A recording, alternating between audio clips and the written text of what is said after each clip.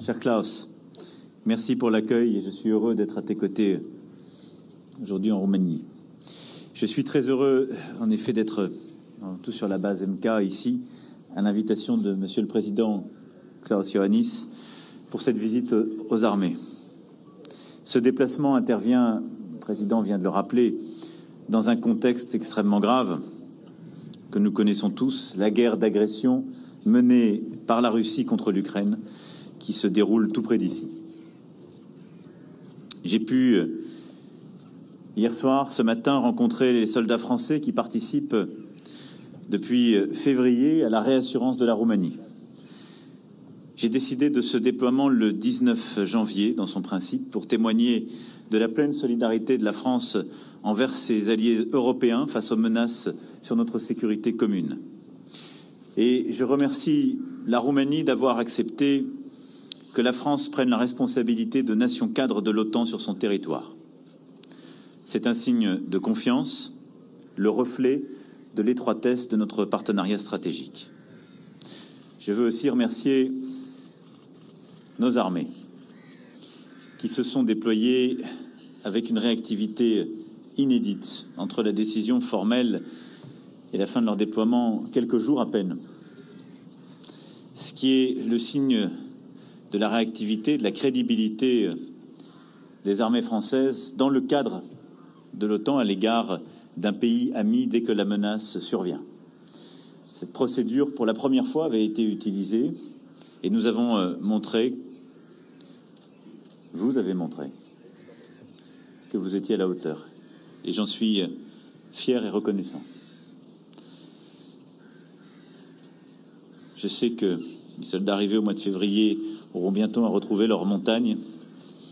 Et je veux à nouveau les remercier et remercier les successeurs qui, arrivant de Castres depuis quelques jours pour les premiers d'entre eux, viendront les relever et continueront de se déployer. Je veux en tout cas vous dire, Monsieur le Président, que nous sommes fiers d'être ici, heureux de la mission qui s'est parfaitement accomplie dans cette première phase et heureux de la poursuivre à vos côtés et aux côtés de l'ensemble des armées alliées ici présentes. Et je profite de cette occasion pour saluer l'ensemble des contingents et des nations que nous avons croisés à l'instant et qui permettent de sécuriser pleinement la Roumanie et ce faisant le flanc oriental de l'Europe et de l'OTAN et avec lesquels le travail est quotidien pour nos soldats. La Roumanie n'est pas pour la France un pays comme les autres. L'alliance entre nos deux pays s'appuie sur une amitié de 2 siècles. Nous l'avons évoqué ensemble. Et à plusieurs reprises, face à des crises mettant en jeu sa sécurité, la Roumanie a su compter sur la fraternité de la France. Et je suis fier que nous puissions ensemble prolonger cette histoire. Pour aller plus loin, nous souhaitons continuer d'avancer. D'abord, sur le plan bilatéral. Nous travaillons à la demande des autorités roumaines à un ambitieux partenariat de soutien aux forces navales roumaines. Le gouvernement et nos ministres présents ont pu s'entretenir, acter des documents cadres. Et sur le plan politique et militaire, nous souhaitons renforcer ce lien.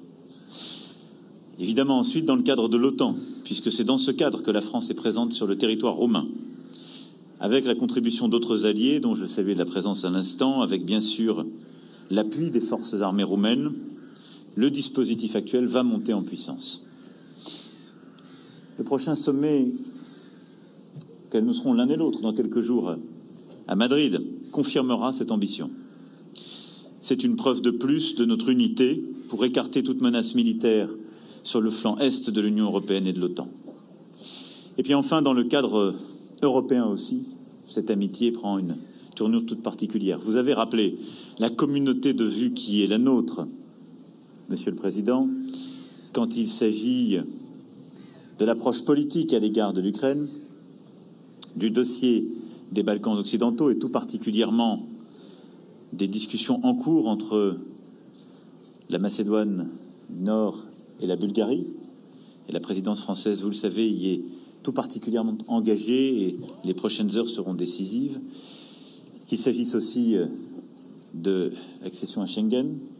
Nous avons l'occasion d'en parler Et je souhaite que nous puissions avancer sur ce dossier et poursuivre l'effort commun que nous menons depuis tant d'années. La France est à vos côtés et nous souhaitons ensemble faire avancer les choses. La boussole stratégique que nous avons adoptée a été renforcée pour prendre en compte la menace croissante en mer Noire et elle illustre pleinement vos préoccupations, nos préoccupations et ce partenariat. Et nous sommes engagés avec nos amis roumains aussi dans le soutien à l'Ukraine sous toutes ses formes, politiques, humanitaires, financières, militaires. Parce que là aussi, nous partageons la même condamnation sans appel de l'agresseur, comme le montre le train sans précédent de sanctions adoptées par l'Union européenne contre la Russie. Et nous poursuivons les mêmes efforts pour assurer notre indépendance énergétique, construire notre défense commune et œuvrer, vous l'avez rappelé à l'instant, Monsieur le Président, à améliorer aussi la sécurité alimentaire, pas seulement des Européens, mais du reste du monde dans le contexte que nous connaissons. Sur tous ces sujets, nous avançons ensemble.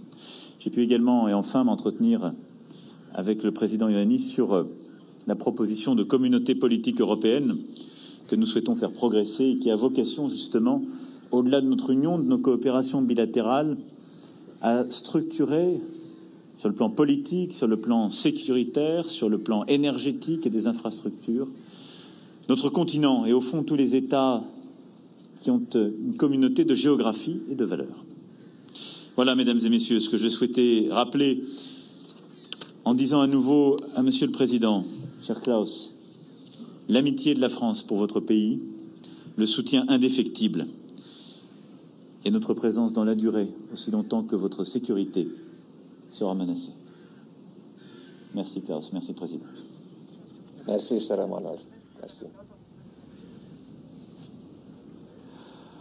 Bună ziua, domnilor președinți. Sunt Ovidiu Nahoi, reprezint Bonjour, Monsieur le Radio Président. France Internationale. Je représente Radio France Internationale en Roumanie. J'ai deux questions. Une pour Monsieur le Président Macron et l'autre pour Monsieur Iohannis. Pour Monsieur Macron, vous avez affirmé que la Russie ne doit pas être humiliée. Comment voyez-vous la relation entre l'Occident et la Russie à l'avenir dans la scène internationale? Et pour M. Iohannis, vous avez affirmé la position de la Roumanie en ce qui concerne les aspirations européennes de la Moldavie, du Géorgie. Et s'il vous plaît nous dire si, pendant votre discussion avec M. Macron, on a un consensus pour leur possible candidature pour adhérer à l'Union européenne. Merci.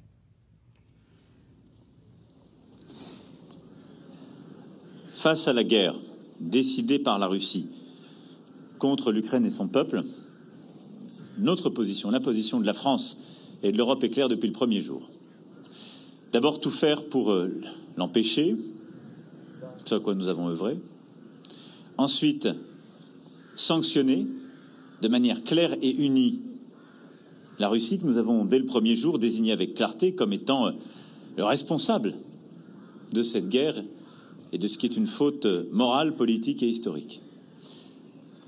Et je suis fier que sous cette présidence française, nous ayons su maintenir constamment l'unité des Européens et que nous ayons décidé vite et fort le premier paquet de mesures de sanctions et que depuis le début du conflit, nous ayons pris 6 séries de sanctions successives inédites, jusqu'à la dernière sanctionnant la quasi-totalité du pétrole russe.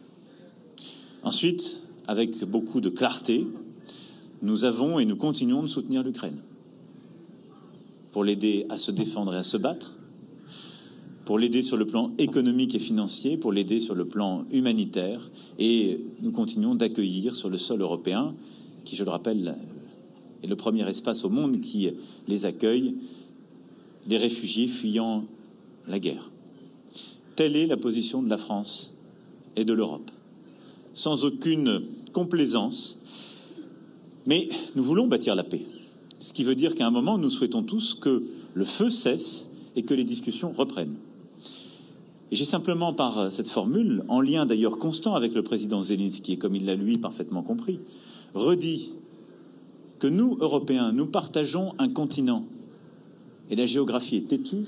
Il se trouve que, au bout de celui-ci, la Russie continue d'être là. Elle est là aujourd'hui, elle était là hier, elle sera là demain. Et la Russie est une puissance dotée Et donc, je n'ai jamais partagé les propos qui consistaient à dire qu'aujourd'hui, nous ferions la guerre au peuple russe et que demain, nous voudrions l'anéantir, puisque c'est ce qui s'est parfois dit. Non.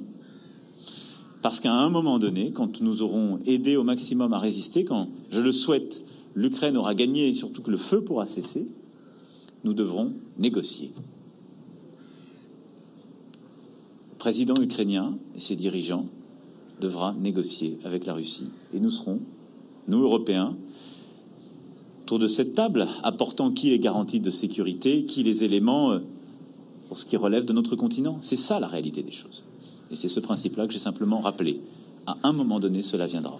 Et donc, tout propos excessif ne permettront pas à ce moment de venir. Or, il en va aussi de notre avenir. Nous partageons la condamnation de l'agresseur. Il faut sanctionner de manière claire et unie la Russie, ce qui n'empêche pas le président français d'ajouter qu'il faut bâtir la paix, que le feu cesse. Le président ukrainien devra négocier avec la Russie, dit ce matin Emmanuel Macron, sur cette base militaire de l'OTAN en Roumanie, aux côtés du président roumain Klaus Iohannis. Et nous, Européens, nous serons autour de la table. Est-ce que ces propos prononcés à l'instant, Vincent Hugeux, clarifient la position de la France et rassurent les Roumains? Ça m'appelle ce vers de Pierre Corneille dans le Cid, cette obscure clarté qui tombe des étoiles. Clarté, le mot est revenu à plusieurs reprises dans la bouche du président. Il veut inscrire ça dans une cohérence depuis le premier jour, et même en amont, puisqu'il a rappelé qu'une partie du renforcement du dispositif sur le flanc oriental datait de janvier dernier, donc bien avant le déclenchement de l'agression russe. Soyons clairs là-dessus. Quand le président Macron dit « quoi qu'il advienne, il faudra un jour négocier » et selon toute vraisemblance avec Vladimir Poutine, c'est marqué au coin du bon sens. On a payé assez cher le refus d'avoir pensé l'après-guerre en Libye et on en paye les arriérés encore aujourd'hui au Sahel et ailleurs, pour ne pas, en quelque sorte, préconiser cette approche. Le hic ici, il est temporel. C'est-à-dire, le hic, c'est qu'avant l'après-guerre, il y a la guerre. Et qu'aujourd'hui, on est dans la guerre. Et si vous n'avez pas du en même temps musclé... On va écouter le président de la République, pardon de vous interrompre. Monsieur le Président, que le moment utile est arrivé pour vous rendre à Kiev. Est-ce que, très concrètement, vous irez demain ensemble dans la capitale ukrainienne, comme le dit une partie de la presse européenne? Et quelles étaient, selon vous, les conditions à réunir pour pouvoir vous rendre en Ukraine? Et quelles avancées attendez-vous de ce déplacement le jour où vous l'effectuerez? Je vous remercie. Merci beaucoup pour votre question. J'aurai à la fois réserve et prudence pour être explicite sur les sujets logistiques d'un point de vue politique.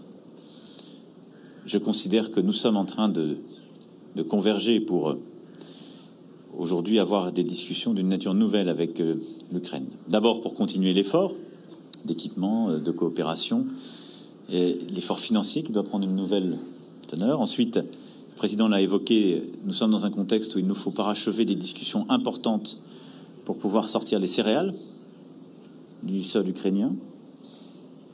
Et enfin et surtout, je pense que nous sommes à un moment où nous avons besoin d'envoyer des signaux politiques, nous, Européens, nous, Union européenne, clairs, à l'égard de l'Ukraine et du peuple ukrainien dans un contexte où il résiste de manière héroïque depuis plusieurs mois. Le faire en prenant en compte la nécessaire unité des Européens, c'est tout le travail qui est le nôtre depuis plusieurs semaines, et de le faire avant un Conseil européen qui aura à prendre des décisions importantes à cet égard. En le faisant en regardant en effet l'Ukraine, l'effort qu'elle mène, l'importance de lui envoyer un message de soutien dans ce moment critique, de considérer la situation de la Moldavie voisine où je me rendrai dans quelques instants, qu'il nous faut soutenir parce qu'elle est elle-même déstabilisée par des mouvements politiques séparatistes et par un grand nombre de réfugiés qu'elle accueille avec beaucoup de générosité sur son sol, avec l'aide de beaucoup d'ONG. Plusieurs humanitaires m'accompagneront et je veux les en remercier.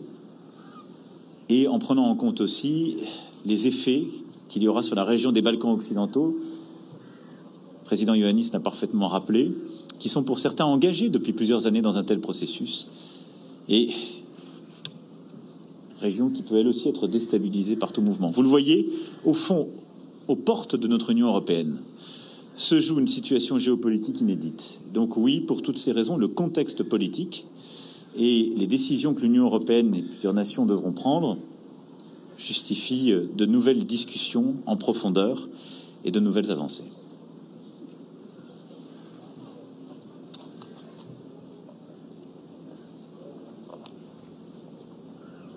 Cristian Ciulacu, Ciulacu de Digi24. Monsieur le Président Macron, à Bucarest, les leaders du flanc estique dans les summits B9 ont déclaré que la Russie est un agresseur.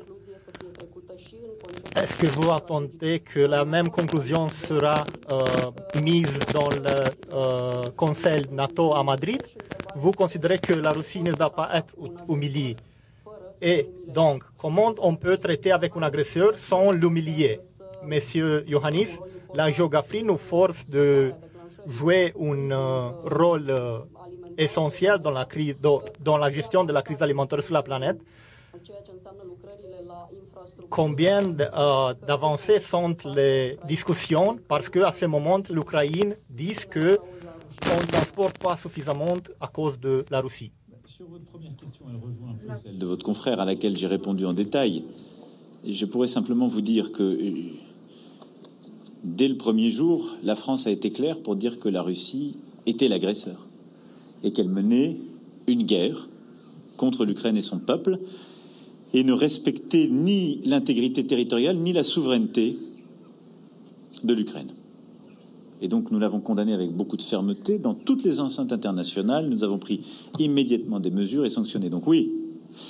Mais la difficulté dans laquelle nous sommes tous plongés, nous l'avons longuement évoqué avec le président Iohannis, c'est que nous dénonçons, nous sanctionnons, nous soutenons les Ukrainiens pour qu'ils se battent.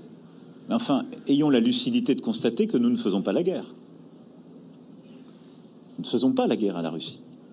Et donc, la seule issue souhaitable du conflit est soit une victoire militaire de l'Ukraine, soit à un moment une discussion, parce que le feu aura cessé, qui permet un accord entre l'Ukraine et la Russie.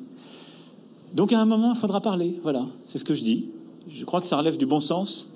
Je suis toujours frappé de voir qu'il y a une forme d'escalade verbale, alors même qu'on n'en tire pas toutes les conséquences. Moi, j'essaie d'être cohérent entre le terrain et ce que je dis.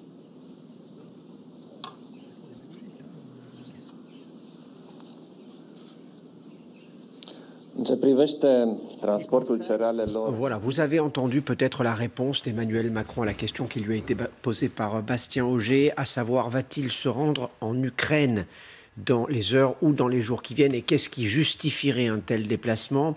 Sur les détails logistiques et sécuritaires de ce déplacement, le président de la République n'a pas voulu répondre. En revanche, il donne une indication. Le contexte politique a évolué et cela justifie de nouvelles discussions en profondeur. Oui, de nouvelles discussions, adresser un message de soutien clair. D'ailleurs, clarté, l'a répété là aussi à plusieurs reprises pour faire suite à ce que disait Vincent tout à l'heure. Un signal politique aussi clair qui doit être envoyé à l'Ukraine. Donc à travers ces explications, on sent qu'on a une réponse finalement à la question ira-t-il en Ukraine? On comprend que oui, parce qu'il y a des discussions qui doivent être apportées avec le président ukrainien Zelensky, mais il n'y a pas eu un oui, je vais y aller demain à tel jour, etc. Donc il y avait encore un petit peu de flou. Alors je pense laissé intentionnellement et volontairement de la part du président français, puisqu'il a préféré effectivement longuement développer qu'il y aurait un effort financier, qu'il fallait que les céréales puissent partir d'Ukraine, et donc il y avait des messages politiques qui devaient être adressés et des discussions nouvelles entreprises avec le président ukrainien. Donc il a dressé un tableau, un état des lieux pour justifier, oui, certainement, un déplacement, mais on n'a pas eu la réponse telle claire qu'on l'attendait sur 10 secondes. Oui, je me déplace en Ukraine.